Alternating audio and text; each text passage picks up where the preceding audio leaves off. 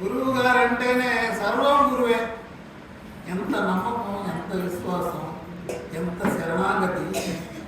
మరి ఇలాంటి ప్రసంగం, ఇలాంటి ఆయన ఎంత ఎమోషనల్గా ఆ జీవితం సర్వం ఆయనకి అర్పించారండి అన్నప్పుడు మనందరినీ తెలిసిపోయి రామాగం గురువు గారి పాద ధూళిగా మార్చినట్లుగా అనిపించింది.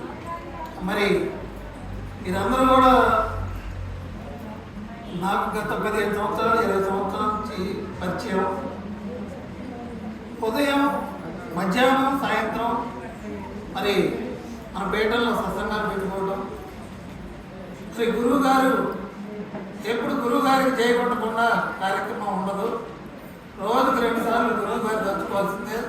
మొదలు స్టార్టింగ్ అప్పుడు, మళ్ళీ ఎండింగ్ అప్పుడు.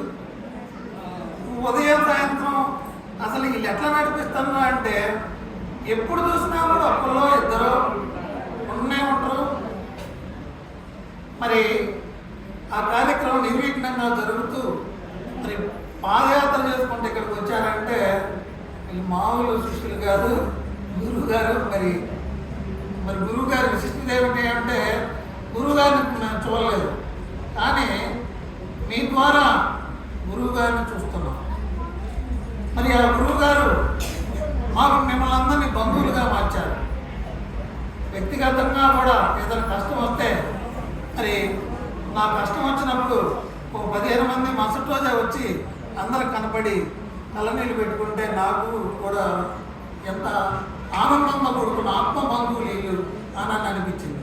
అలాగే సుఖం వచ్చినా కూడా వచ్చి బాగుందయ్యా అని ఏదైనా కార్యక్రమాలు జరిగితే పిలుచుకోవడం అంటే ఆత్మ బంధువులకు కాస్త బంధుత్వంగా మారింది. అక్కగారు మా తరాలపాడు ఆడపడుచు. మరి అయ్యా రేపు శ్రీనగర్లో కార్యక్రమం ఉంది, కావాలి అని చెప్పింది. అన్నమాచార్య కీర్తన బ్రహ్మాండమైనటువంటి గాత్రం. మరి మీ అందరూ తెలుసుకోలేదు. ఇక వెంకమ్మ పాడినట్టు పాడుతూ ఉంటుందాము చక్కగా. నేను ఒక్కసారి చూశాను. మరి అలా మామగారైనటువంటి ఆయన మరి హార్మోని వాయిస్తే మా అమ్మగారు మరి పాడారో లేదో వాళ్ళ కోడలకి మరి పాడి వాళ్ళిద్దరి మధ్య ఘటన సంఘటన ఉందో లేదో నేను ఊహించుకుంటున్నాను. అబ్బా ఆయన హార్మోని వాయించడం, మరి చక్కగా ఆయన ఇన్ని తత్వాలు రాయటం, మరి వాళ్ళ కోడలు గారు అయినటువంటి మా అక్కగారు పాడారా లేదా అని నాకు అనిపించింది.